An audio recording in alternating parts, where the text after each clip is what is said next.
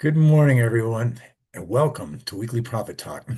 We do this every single week, as the name implies, uh, on Wednesday at 8:30 a.m. Mountain Daylight Time. Um, that is 7:30 if you are living on the Pacific Coast and 10:30 on the Atlantic Coast. So, good morning, everyone. Welcome. Happy first week of July. I know we're all looking forward to our nation's 250th anniversary later this week. So it's going to be good times and barbecues and fireworks and anyway, life is good, right? Anyway, happy Wednesday morning. Let's go ahead and we're going to launch into our topic for this week. We're actually feeding off of some information we provided for you last week. Um, the topic is from autopsy to care plan, year-round fiscal guidance. Last week we talked about, and let's go ahead, excuse me for a second here. Let's bring this up. Thank you for your patience. We talked about the tax return as a post-mortem. It's basically a historical piece of information that tells you how you did in the previous year.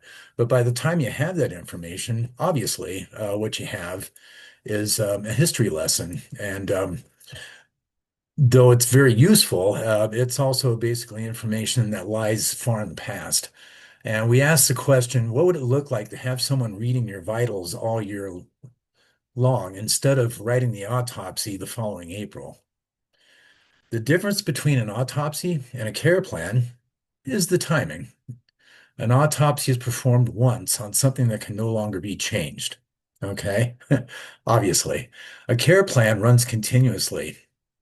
It adjusts the dosage. It catches the small things in March, but before it can become the expensive thing later in December. So with that in mind, there are four vital signs, and let's go over these. Okay, so first is capital acquisition, and we touched on this a little bit last week as well. So the reactive version, you find the equipment, you sign the loan, and your account discovers both the following April. And by that, I mean your tax account and those. The proactive version is you structure the financing around the depreciation before the ink is dry, so the new build out works as hard on your tax bill as it does in your waiting room.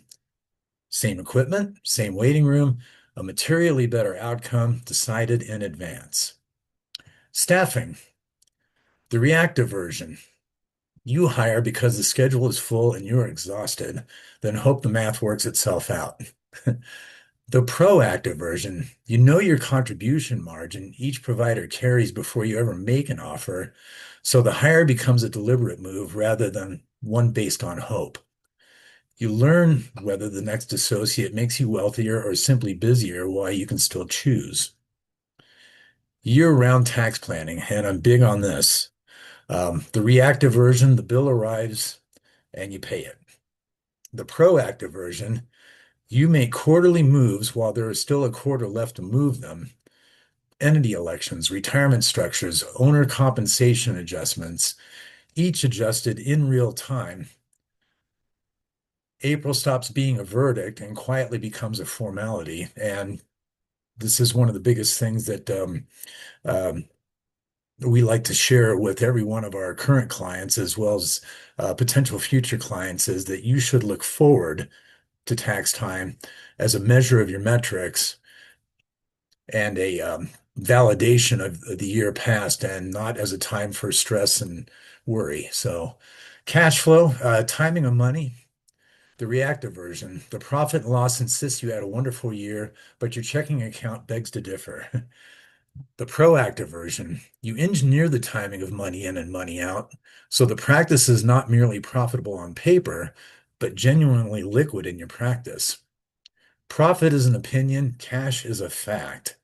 A good plan respects the difference. You must read all four signs at once. This just makes good sense, right?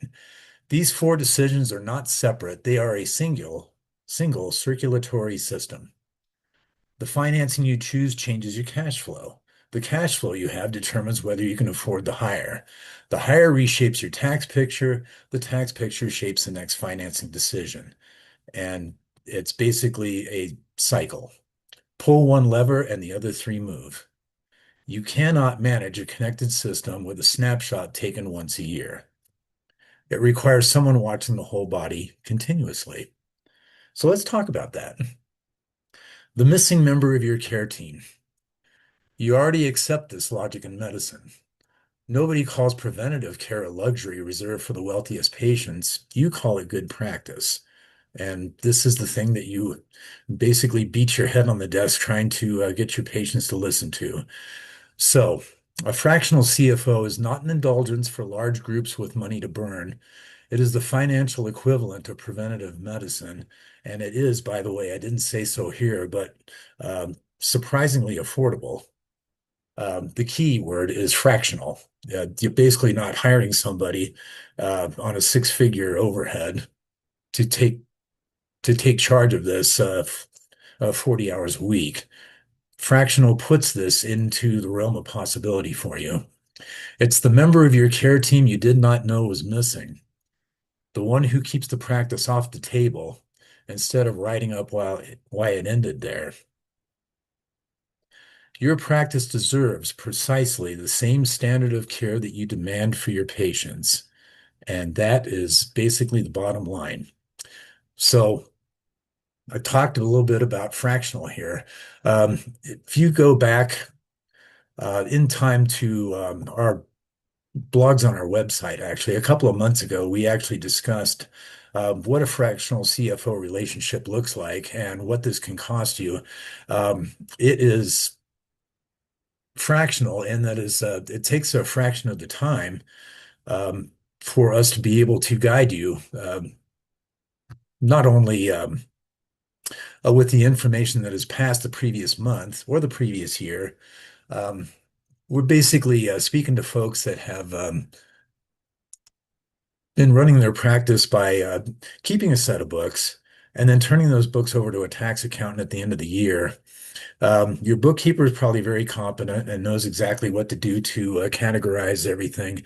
Um, but if you've got somebody that's not only able to analyze and provide you a report of what your numbers mean at the end of each month, but actually take that a step further and forecast um, 3 to 4 months out on your cash and 6 to 12 months out on your profit and loss statements so that you're actually making data-driven decisions instead of decisions based on hunches, gut feelings, or frustration.